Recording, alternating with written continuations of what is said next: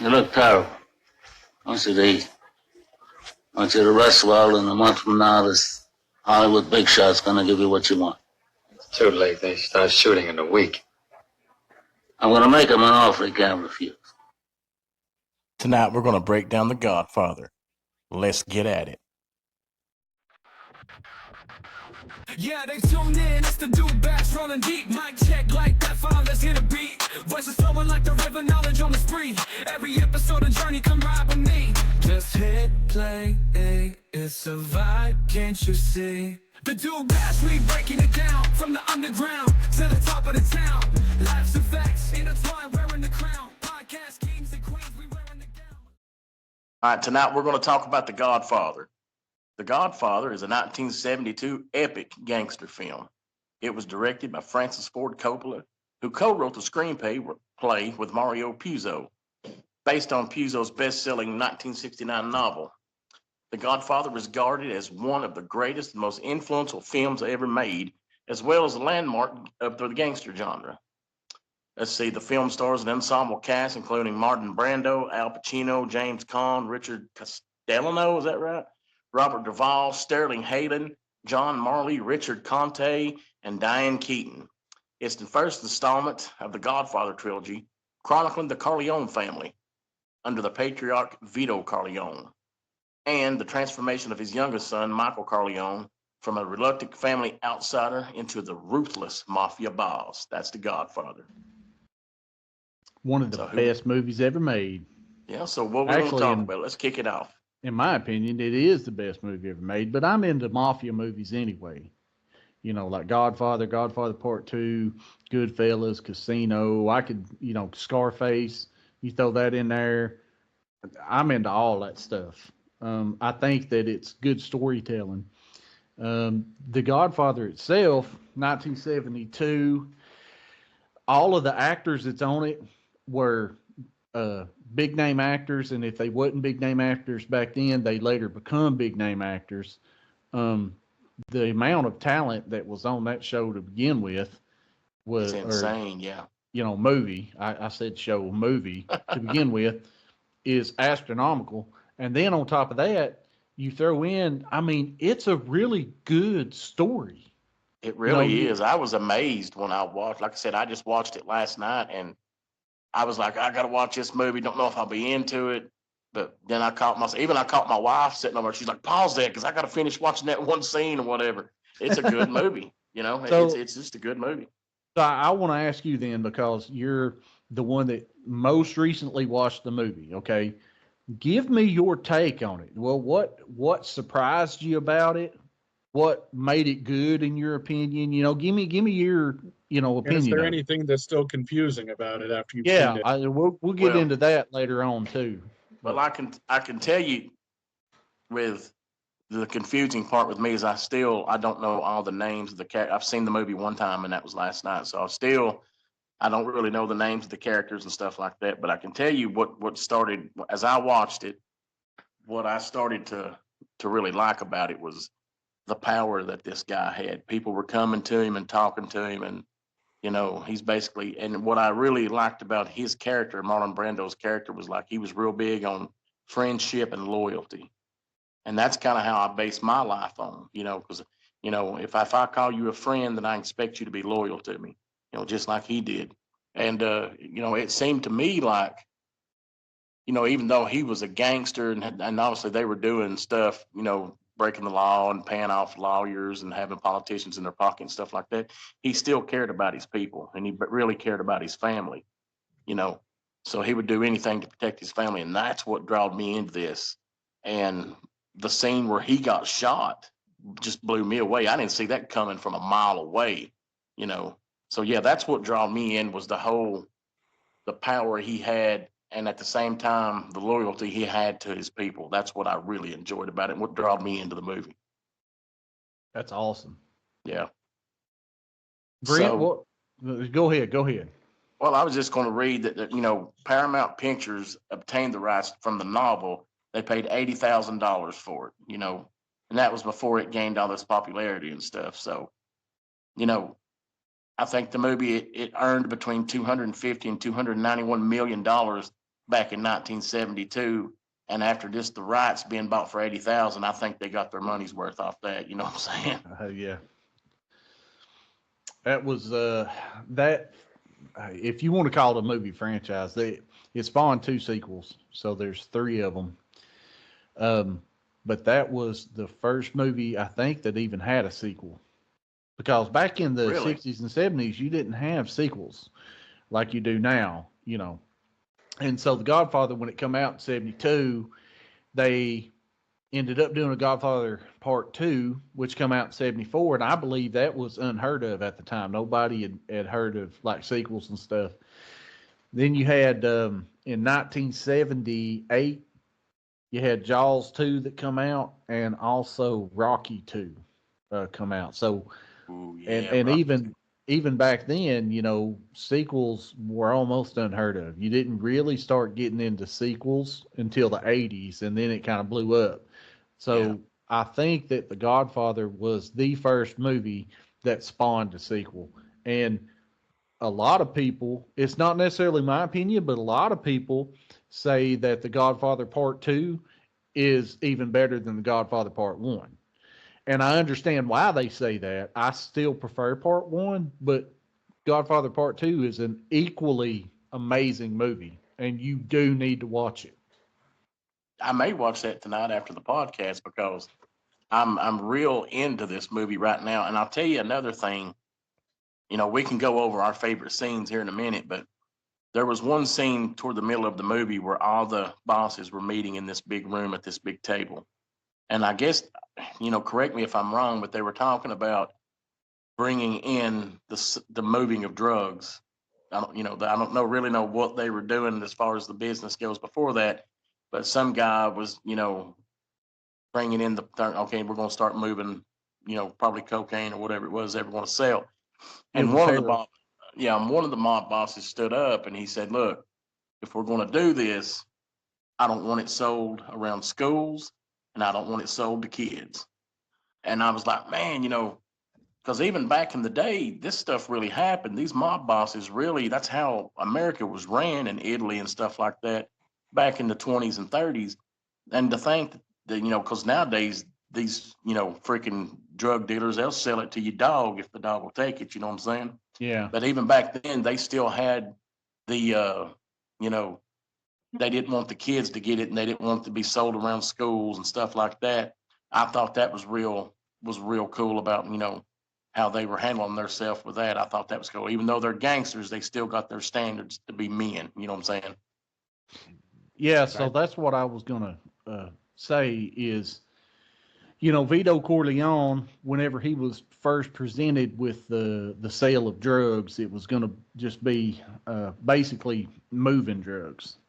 So the guy that was trying to sell drugs, Virgil Salazzo, he comes in from Italy, and he's got fields in Turkey or whatever, where or let's see, I guess he had fields in Italy that grew the poppy, and then he had manufacturing plants in Turkey that actually manufactured the poppy seeds or whatever into heroin, and then he needed somebody to help him move the heroin into America, which meant he needed to have Vito's support because he owned the police and he owned the politicians and the judges and everything, and so he would be able to get them paid off so that they could move the drugs in.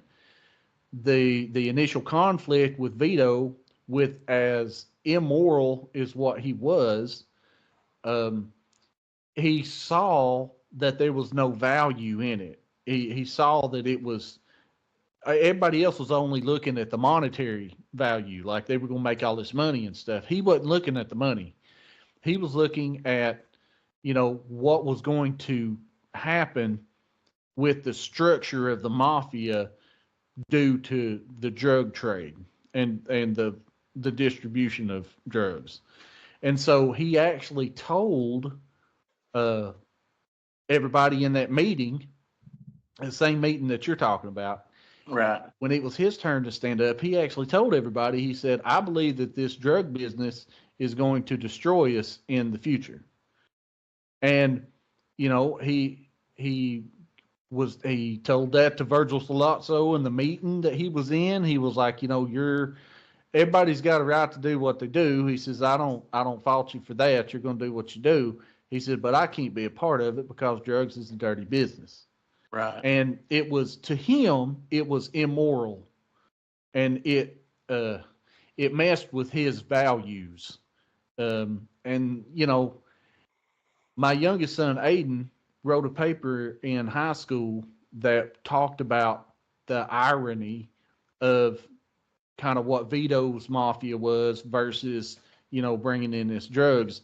And in the movie, it was very much looked at like Vito was the good guy, and Vito wasn't a good guy. He was a mob boss, but because of his commitment to his family, and he had these values and he had these morals, and he was against drugs, it made him seem like the good guy, and it made the Corleone seem like the good guys, And so I always thought, looking at that from that perspective, I always thought that was really cool.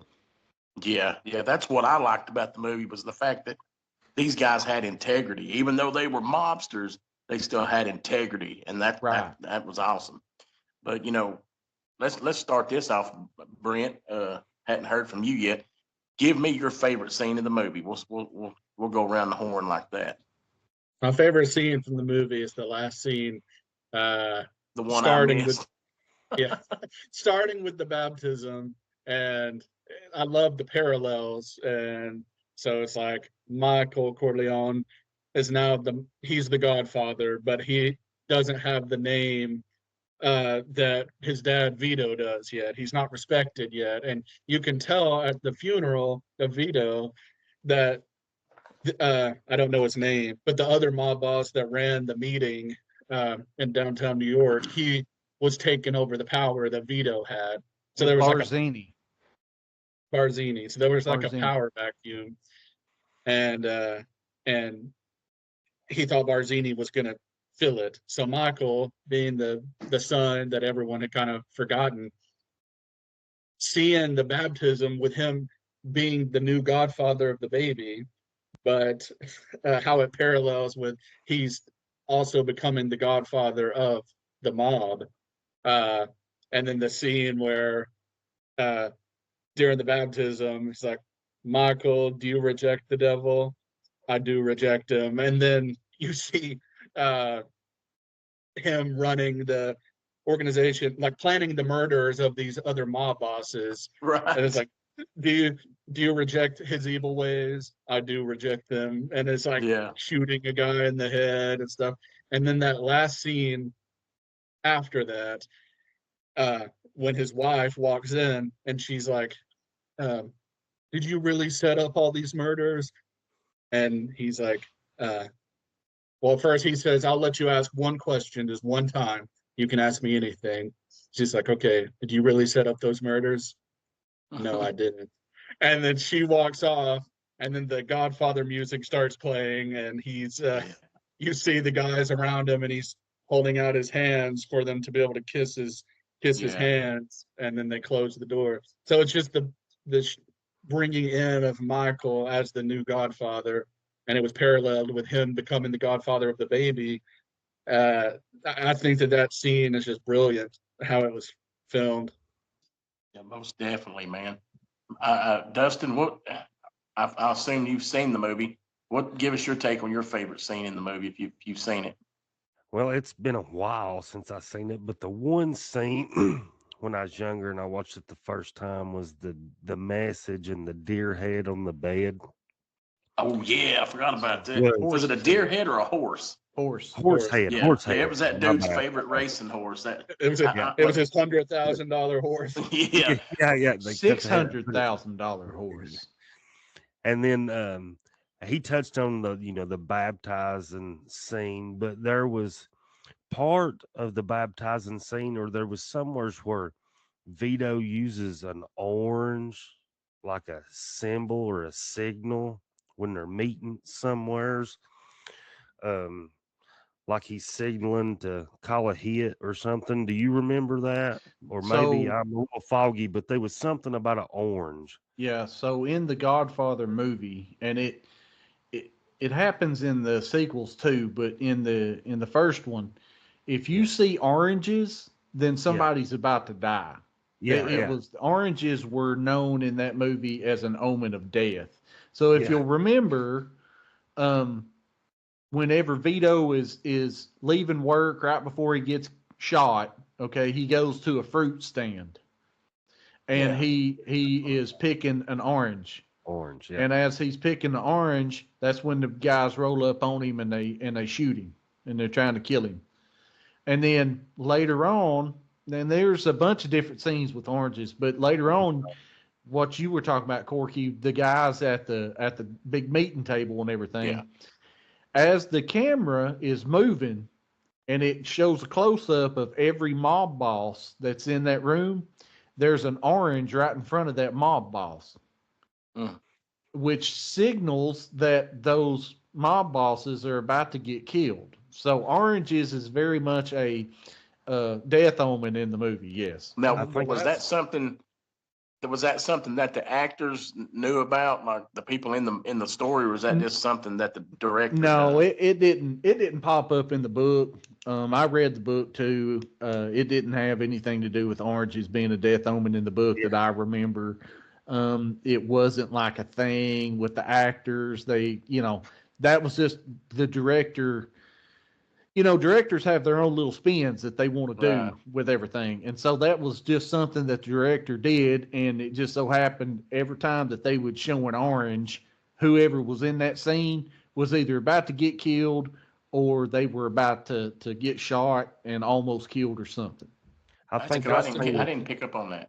I think I've seen it like 3 times, and every time I watched it, you've seen another scene, and you would notice an orange or something different every time you watch that movie. And even at the death of Vito at the end of the movie, where he's the old man. That's what I was about to say. He's in his garden and he's with his grandson, and he's playing with his grandson.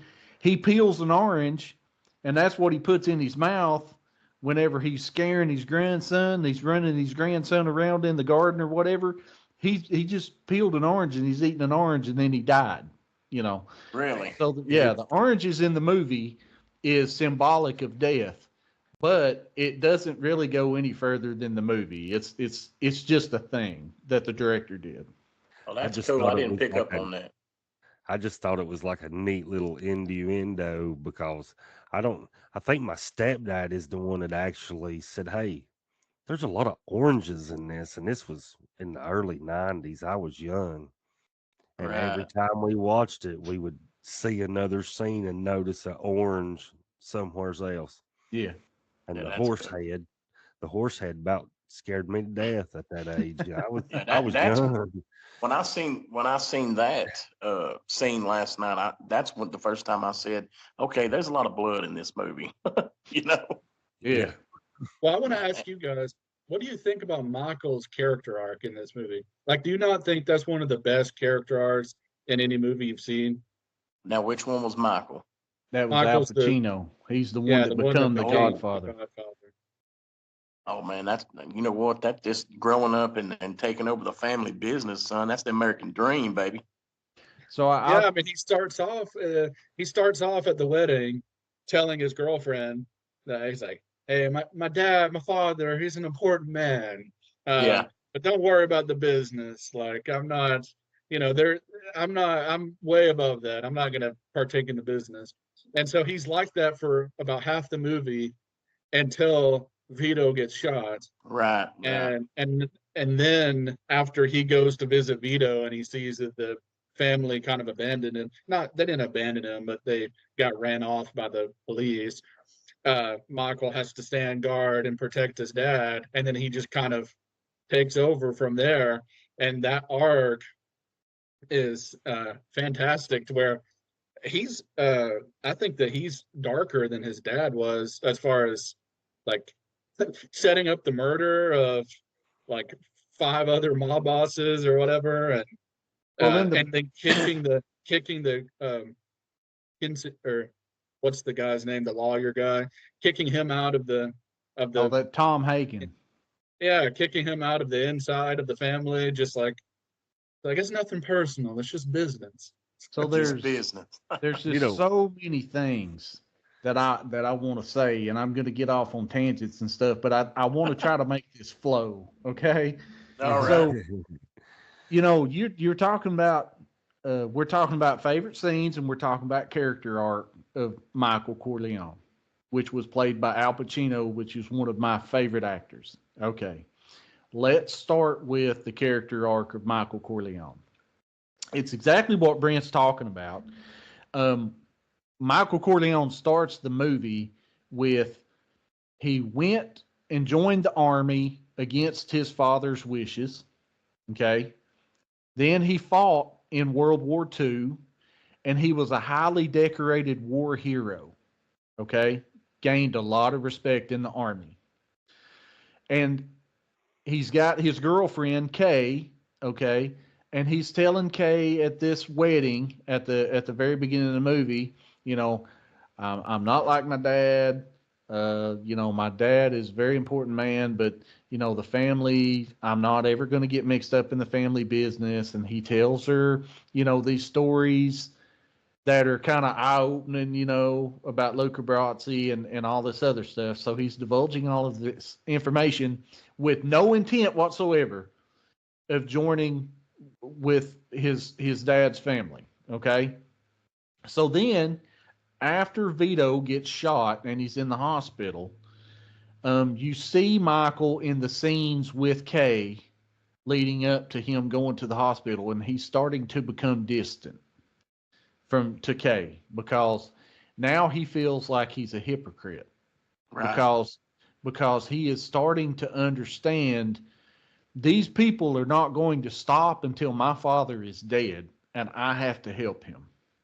So when he goes to the hospital and he sees that all of the guards around his dad have been run off, okay, by a corrupt police officer, he goes in and he's talking to his dad. After they move him to another room, they're trying to hide him and everything until his brother can get his men over there. He looks at his dad and he says, "I'm with you now." Now, that's a very important scene, because that is Michael choosing, okay, now I'm not going to be this guy that was the army veteran, and I'm going to play it straight with a white collar, and I'm going to have Kay as my girlfriend, and we're going to do our own life. That's right. Making that transition from that to now he's going to get into, and he knows what he's getting into. That's the thing. He knows how corrupt and how evil this is. But because of just what you said at the beginning, Corky, about the loyalty that Vito has with his family, because he was so loyal to his father, him sitting there standing over him, holding his hand, saying, "I'm with you now," doesn't mean I'm here physically with you. I'm gonna try to visit you and help you. That's not what he was saying. He was saying, I am now in the family.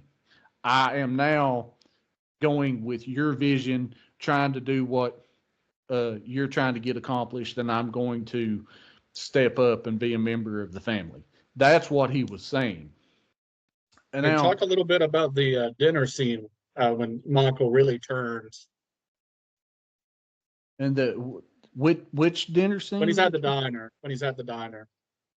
Oh, right before he kills those. Yeah, people, so right? that's when he goes in to kill Salazzo and the cop. And basically,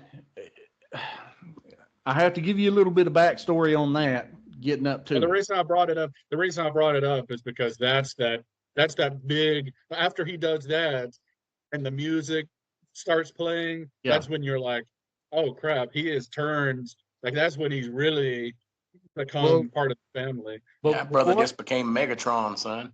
Before I really get into that part, and I will, but before I really get into that part, Brent, you were talking about how Michael was this he didn't have respect yet, and he eventually went on to kill all the people. And Corky, you're talking about the respect that Vito had.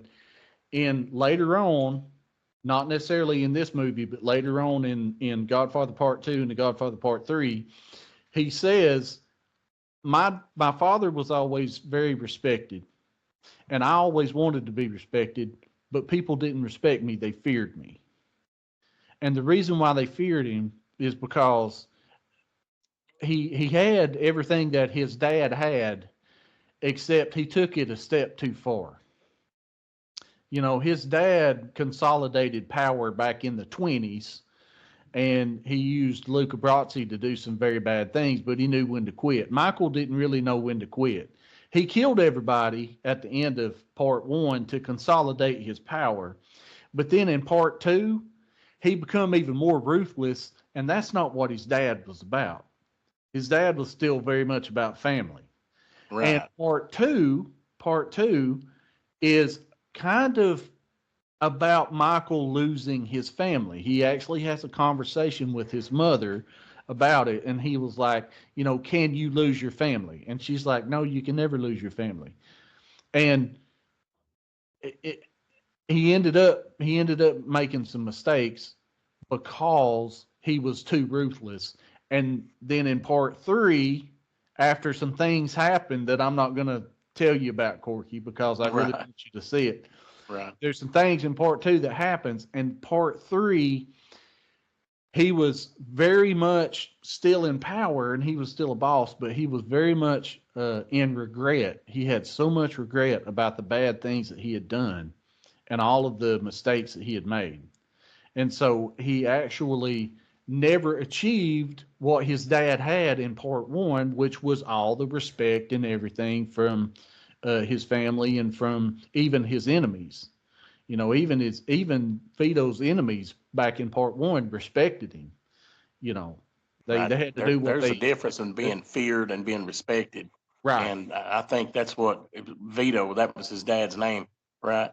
Yeah. I think that he was really about the respect, and you know, your word is your word and stuff like that. And that, like I said, that character above all the characters is what stood out to me in this movie was the character of Vito. Oh yeah. When you talk about when people in the writing community talk about a character driven story, this could be taught in universities on what a character driven story this is. Right. I can see that.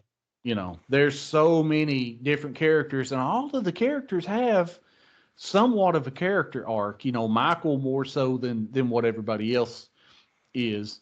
But Brent, you get on to talking about, you know, he had to go in and do what is called making his bones. He had to make his bones.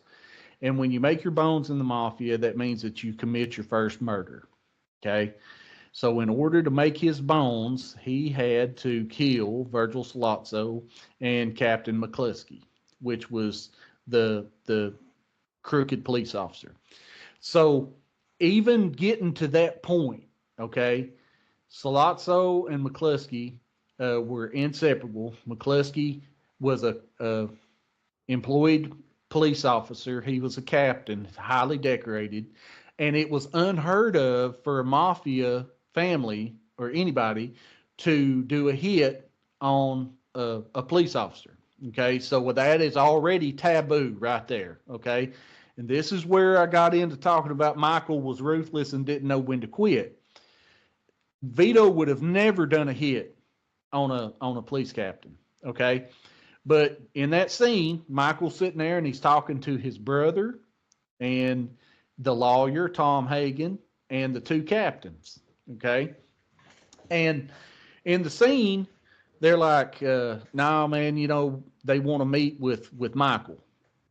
And they're like, no, we don't want to get Michael too mixed up in this or whatever. And Michael, at the time, already had told his dad, I'm with you now. So now he's going to show how smart and cunning that he is. And he's like, no, it's nothing personal. It's strictly business. Let's set the meeting. Okay, let's get our informants to tell us where the meeting's going to be held. Let's find out who's going to be there so I feel safe. It's got to be a public place, you know.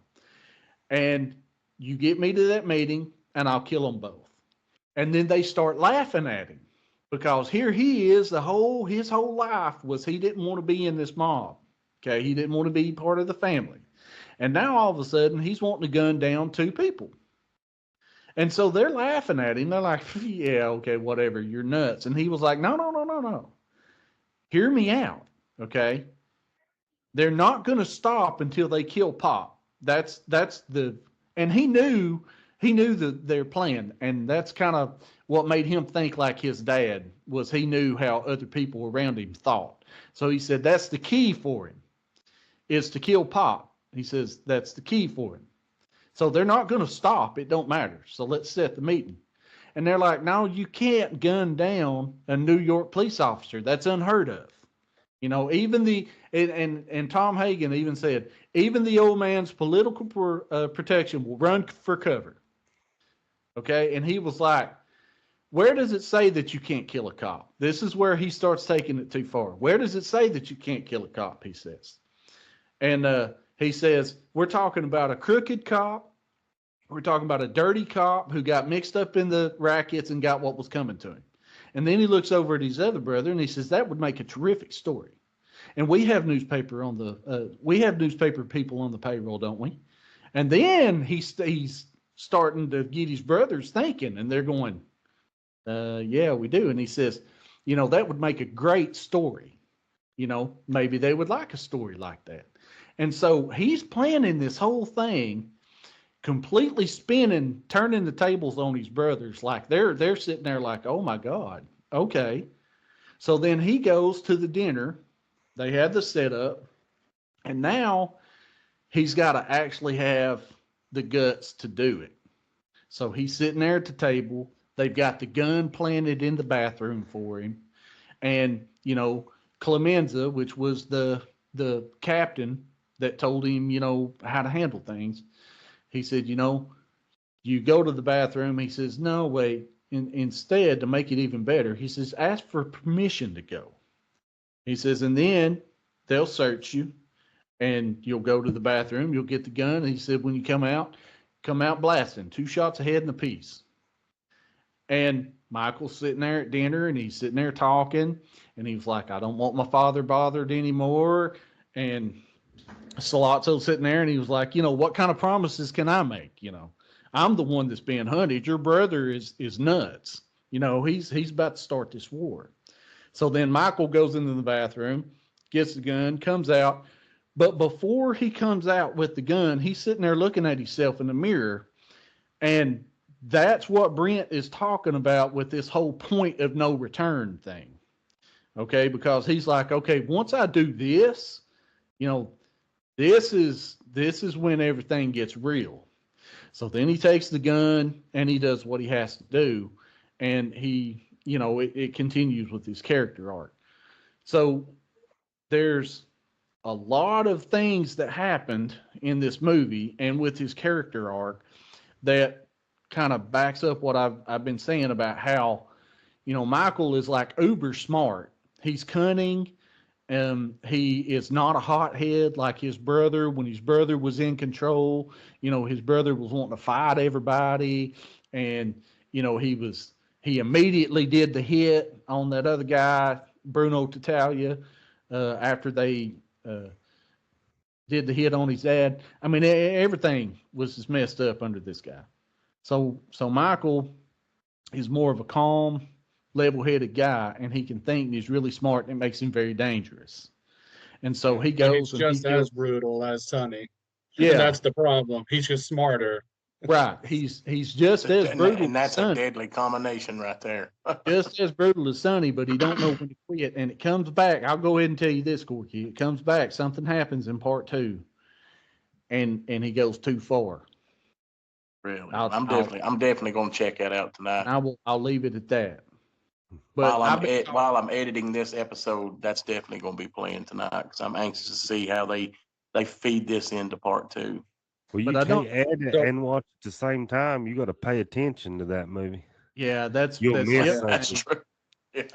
And so one thing I wanted to say was you were talking about how brutal Michael was compared to Vito. I think that's a scene that you can really tell the difference is when I mentioned when Michael fired. Is it Tom Hagen's? Hagen's? It's Tom Hagen. Hagen? Okay. That was played by Robert Duvall. So it's when he fires Tom Hagen's. He didn't fire him. He takes him out of being in the inner circle because kick him out of the inner circle is kind of getting fired after he's been the right hand man. But he had to do it because he needed legal protection for the move that he was making to get into the casino business. So he had to have somebody that was white collar enough and was legal in order to handle stuff. That's the whole reason why he kicked Tom Hagen out of the He also said he's not a wartime. And it's not. Tom Hagen was always trying to make amends and trying to figure out how to fix stuff. And for me, which character was Tom Hagen? Tom Hagen was the guy that wasn't Sicilian. It was Robert Duvall. He was the one that went to California. Okay, that was Joe Pesci's character then, right? No, that was Robert Duvall. Robert Duvall. Okay. But my point is, all these characters, I get them mixed up, man. Man, you got to watch just like what we were saying. You have to watch these movies about 4 or 5 times. Oh, there's no doubt about it, son. There's no doubt about it. Is that when Michael fires him, he just said, all he says is, "Tom, you're out," and he's like, "What did I do?" And then it takes Vito to come up and say, "Oh, I never thought you were a bad concierge. I think Sonny was a bad boss." And he's like the one kind of comforting him when Michael's the one just blunt. And that kind of shows the difference between Vito. He knows how to lead the family to get, like, he was the one that had character, whereas Michael, which is all brains, but he used that to get whatever he wanted. And he was very brutal. And you could see it in that scene in particular. There's a saying that there's definitely a difference between a leader and a boss. And I think that's a good analogy for those two characters. You know what I'm saying? Yeah, I agree. So, I got a question for you, Corky. Okay. Sorry, I didn't mean to interrupt you. Oh, you're fine. Go ahead. Since you watched it last night, do you regret not watching it a lot sooner than what you did? After all the years of them hounding you about not watching it and you finally did, do you regret not watching it 20 years ago? Well, let me put it to you like this. I can say, but at the same time, I think I was old enough to really understand what was going on. I think if I watched this movie when I was 10 or 11, or, I really wouldn't have understood what was going on, because this movie, there's a lot happening in it, let's put it that way. Yeah. And I think I watched it last night at an age to where I can appreciate everything that was going on, and I can relate to the characters a lot more, because I don't think that was a movie like you guys just said that you can just sit down and watch. You've really got to pay attention to what's going on. There's so many storylines going on, and it's still confusing to me. But like you guys said, you watch it 3 or 4 times, you're gonna get that stuff honed in. Yeah. It's a deep movie. It's a really deep movie. Yeah, and it's probably, y'all know I love horror movies more than anything on earth, but I'll say this movie probably script-wise was the most deepest, well-written script I've ever seen or ever watched, But wrapping it up, we've learned a lot about the storylines to this movie, but Brent, give me your final thoughts on the movie and rate it 1 to 5 for us. Well, so it's a fantastic movie. It's definitely a 5. I think I rated it number 3, and I could see it and Goodfellas going back and forth for that 2 spot. I think that it's got so many iconic lines. The characters are iconic. Talking about the character arcs of all the characters, but especially Michael, and just how iconic Vito is. I mean, when you see his face, that's the Godfather. I mean, exactly. Even someone that hasn't watched the movie knows if you see Vito's face, that's the Godfather. And Exactly. I just think it's a fantastic movie. Exactly. Dustin, final thoughts. Rate it 1 to 5 for us. Oh, even though it's been a while since I've seen it, it's got to be a 5. Like, there's so many storylines, and they just don't tell stories in movies like they did then. Like the graphics and the new age stuff has took over. It looks cool, but the storyline's not there, and people's attention spans just gone nowadays too. So the storyline and the scenes in it, you have to give it a 5. It is iconic.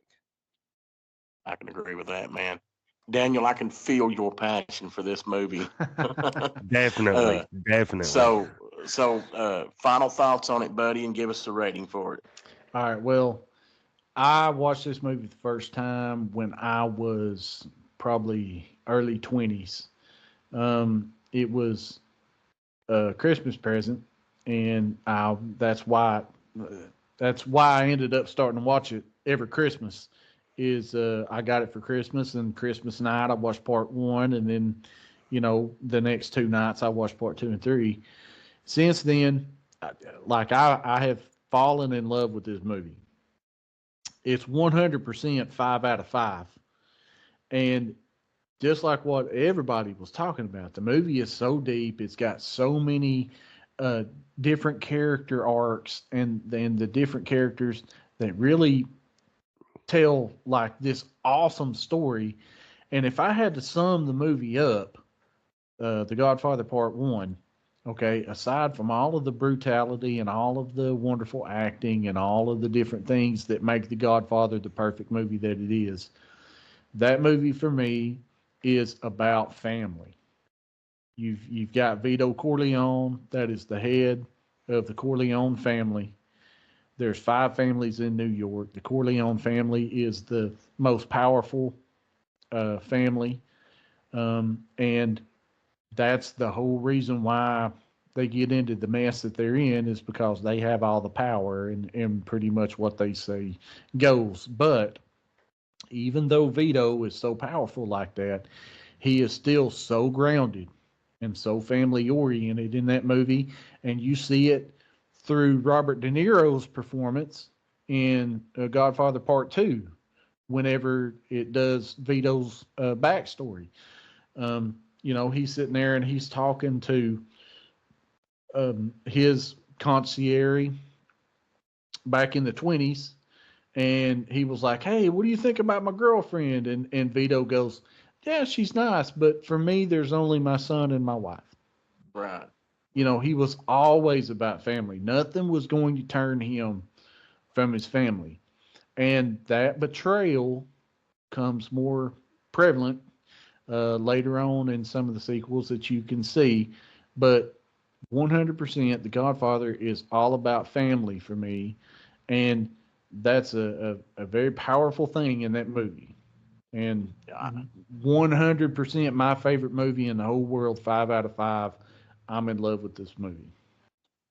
Well, I tell you what, I can agree with 100% of that.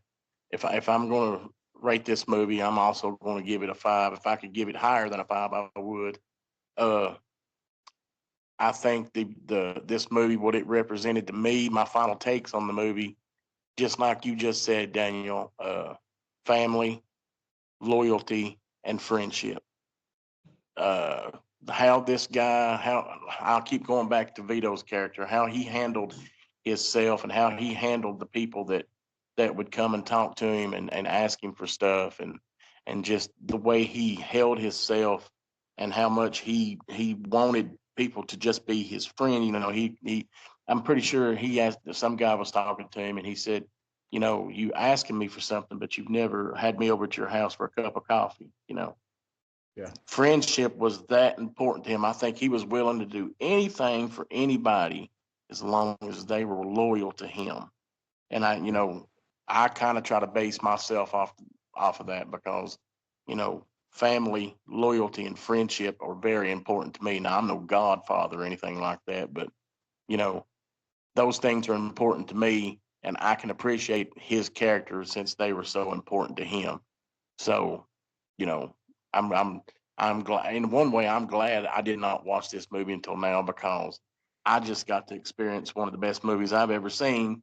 And it's good to know there's still movies out there like that, and I'm sure we'll cover some of them in the coming weeks. But yeah, for me, great movie, 5 out of 5, probably one of the best screenplays and storylines I've ever seen. So, and that's saying a lot for me because I'm a movie guy.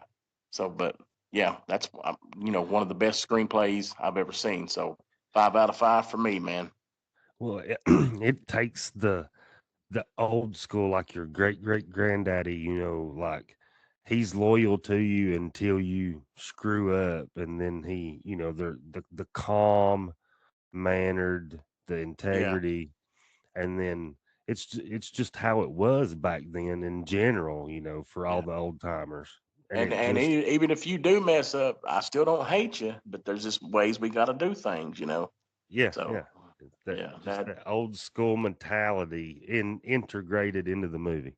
yeah. Okay. Anybody else got anything to say before we cut out here tonight? I don't believe so. I believe we left it all out on the table, didn't we? Left it all on the table. I think from all of us, the movie gets a 5 out of 5. If you have not seen The Godfather, take the time to watch it. I promise you, you'll enjoy it. So, well, from everybody here from the Do Bash, appreciate you listening. Like and subscribe, and we'll see you next week. Bye. Yeah, they tuned in, it's the dude bash rolling deep. Mic check like that, let's hit a beat. Voices flowing like the river, knowledge on the spree. Every episode a journey, come ride with me. Just hit play, it's a vibe, can't you see? The dude bash, we breaking it down from the underground to the top of the town. Life's effects intertwined.